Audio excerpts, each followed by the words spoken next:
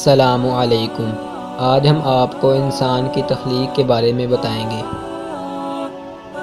جب اللہ نے انسان کو خلق کرنے کا ارادہ کیا تو کوئی بھی فرشتہ زمین سے مٹی نہ لا سکا، تو اتنے میں حضرت عزرائیل علیہ السلام فرمانے لگے، اے اللہ یہ کام مجھ سے ہی ہوگا۔ تو اللہ نے عزرائیل کو حکم دیا کہ جائے اور زمین سے مٹی لے کے آئے۔ تو اللہ کے حکم سے حضرت عزرائیل علیہ السلام زمین کو آئے اور 3 اقسام کی مٹی کو جمع کیا، سرخ، سفید اور سیاہ۔ پھر اس مٹی کو مکہ اور طائف کے درمیان رکھا گیا اور مسلسل باران رحمت برستی رہی۔ پھر اللہ نے اس مٹی کو عرش پر بلایا اور حضرت آدم علیہ السلام کا پتلا تیار کر دیا اور 40 سال تک وہ جنت میں رکھا گیا۔ ہر فرشتہ اس مٹی کے بنے ہوئے پتلے کو دیکھتا کہ یہ مٹی کا بنا ہوا پتلا کیسے چلے گا، کیسے بات کرے گا، کیسے زندہ ہوگا۔ 40 سال تک اللہ نے اس نشانی کو قائم رکھا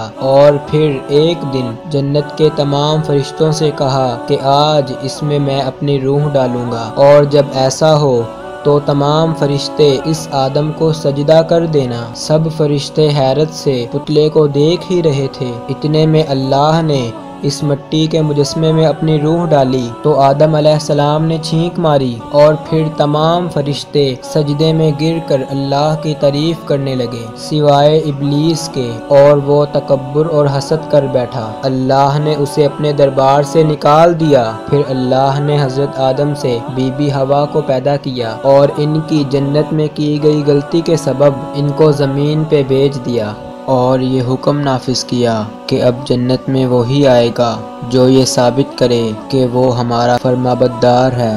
اور یوں انسانوں کے لیے دنیا میں امتحانات کو رکھا گیا تاکہ ہر انسان امتحان دے کر اللہ کو راضی کر کے جنت تک پہنچ سکے۔ تاریخ نے لکھا جب آدم علیہ السلام اور بی بی حوا زمین پر آئے تو 200 سال تک ایک دوسرے سے جدا رہے اور اللہ سے معافی مانگتے رہے۔ بالآخر اللہ نے ان کی توبہ قبول کی۔ حضرت جبریل علیہ السلام انہیں مکہ میں جبل عرفات پر چھوڑ آئے اور وہ ساتھ رہنے لگے، اور پھر اللہ نے حضرت آدم علیہ السلام کو حکم دیا کہ وہ خانہ کعبہ تعمیر کرے، اور حضرت جبریل اور حضرت آدم نے مل کر ایک گھر کا نشان قائم کیا جس کو بعد میں تعمیر حضرت ابراہیم علیہ السلام نے کیا، اور جسے آج بھی اللہ کا گھر خانہ کعبہ کہتے ہیں۔ اللہ نے حضرت آدم علیہ السلام کو 2 فرزند عطا کیے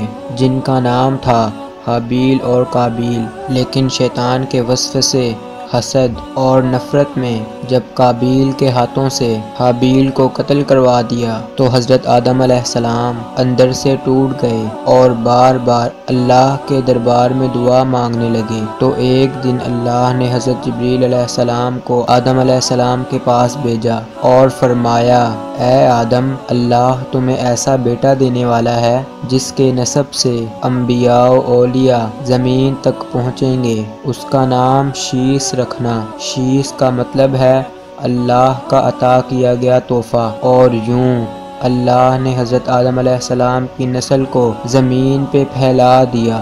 جب آدم علیہ السلام کا آخری وقت آیا، آپ نے اپنے بیٹوں سے کہا کہ میرا جنت کے پھل کھانے کا جی کر رہا ہے۔ آپ کے بیٹے زمین پہ جنت کا پھل ڈھونڈتے رہے کہ اچانک سے ان کو فرشتے ملے اور کہنے لگے، اے بنی آدم، کہاں جا رہے ہو؟ انہوں نے کہا، ہم اپنے بابا آدم کے لیے جنت کے پھل ڈھونڈ رہے ہیں۔ ان فرشتوں نے کہا، جاؤ، تمہارے بابا چند دنوں کے مہمان ہیں۔ آپ کے تمام فرزند دوڑتے دوڑتے آپ تک آ پہنچے تو آدم علیہ السلام بستر بیماری پر اللہ کا ذکر کر رہے ہیں، اور اتنے میں موت کا فرشتہ آ پہنچا۔ جیسے ہی بی بی حوا نے موت کے فرشتے کو دیکھا تو وہ حضرت آدم علیہ السلام سے لپٹ گئیں کہ میں اپنے شوہر کو اپنے سے جدا نہیں کروں گی۔ اللہ کے نبی آدم علیہ السلام نے فرمایا اے ہوا مجھ سے دور ہٹ جا، ایک مرتبہ پہلے بھی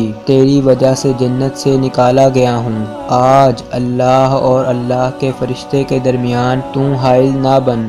بس آدم علیہ السلام کی روح قبض کی گئی، آپ کو غسل فرشتوں نے دیا اور جنت کی خوشبو آپ کے جسم مبارک کو لگائی گئی۔ پھر آپ کی نماز جنازہ فرشتوں نے حضرت جبرائیل علیہ السلام کے پیچھے ادا کی اور زمین کھود کر آپ کی تدفین کی، اور تمام انسانوں کے نزدیک اللہ کا یہ حکم نافذ کیا کہ جب بھی کسی کا انتقال ہو تو ان کے جسم کو ایسے ہی تدفین کرنا۔ آج بھی ان فرشتوں کی سنت پر اہل ایمان عمل کر کے اپنے بزرگوں کی تدفین کرتے ہیں۔